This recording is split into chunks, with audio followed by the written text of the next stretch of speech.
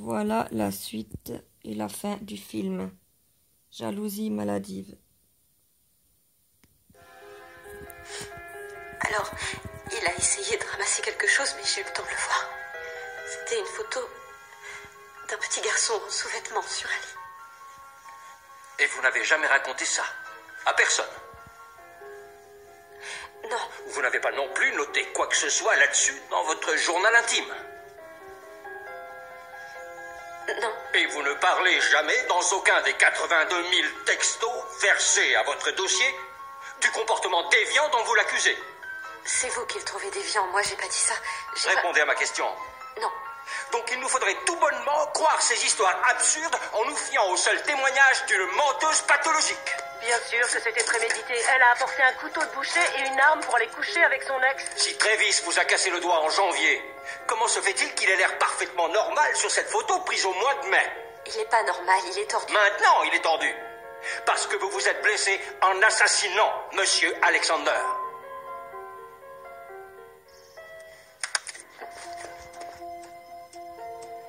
Vous vous êtes rendu chez lui avec la ferme intention de massacrer Travis Alexander. Et vous avez tout fait pour vous dédouaner et effacer vos traces. Salut Travis, c'est Jody. Tu m'as pas rappelé et il est presque minuit. Bref, tu sais, on a parlé de tes prochaines conférences près de chez moi et je me rends compte que je me suis trompée de moi sur le calendrier. Quelle idiote. Jody Arias s'est rendue en Arizona avec 3 jerrycans remplis d'essence dans le coffre de sa voiture. Pourquoi? Pour éviter d'avoir à faire le plein en route et d'être reconnue ou filmée par les caméras de surveillance des stations-service. Elle savait très bien qu'elle venait pour le tuer. C'est la seule raison possible. Bonjour, lieutenant Flores. Je voulais juste vous proposer mon aide.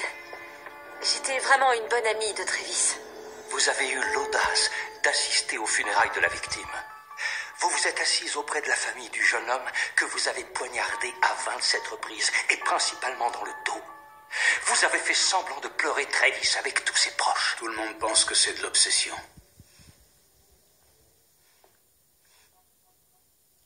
C'est le mot qu'ils ont utilisé.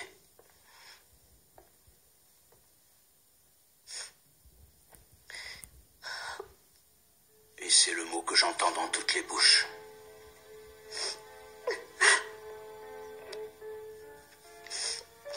Est-ce que vous avez pleuré quand vous lui avez tiré dessus?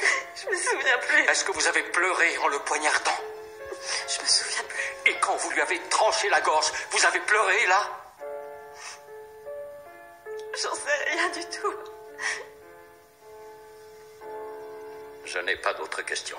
L'État d'Arizona contre Jody Ann Arias, premier chef d'accusation.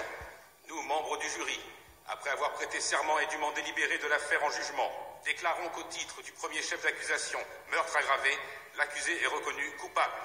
5 jurés ont voté en faveur de la préméditation. Aucun n'a retenu les seules circonstances aggravantes. 7 ont retenu à la fois la préméditation et les circonstances aggravantes. Signé le président du jury. Est-ce que vous reconnaissez ce verdict à l'unanimité? Je te demande pardon, Travis. Je m'en veux tellement. Tu aurais pu avoir n'importe quel garçon, Jody. Pourquoi moi? Parce que j'étais amoureuse de toi. Tu as eu une étrange manière de me le montrer. Pourquoi est-ce que t'as pas voulu de moi? Pourquoi est-ce que tu m'aimais pas? Pourquoi est-ce que tu m'aimais pas? Pourquoi est-ce que tu m'aimais pas? Le Rédempteur a brisé toute entrave. La terre est libre et le ciel est ouvert. Il voit un frère où n'était qu'un esclave. L'amour unit ce qu'enchaînait le fer.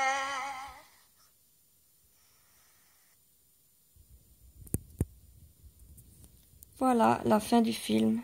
Au revoir.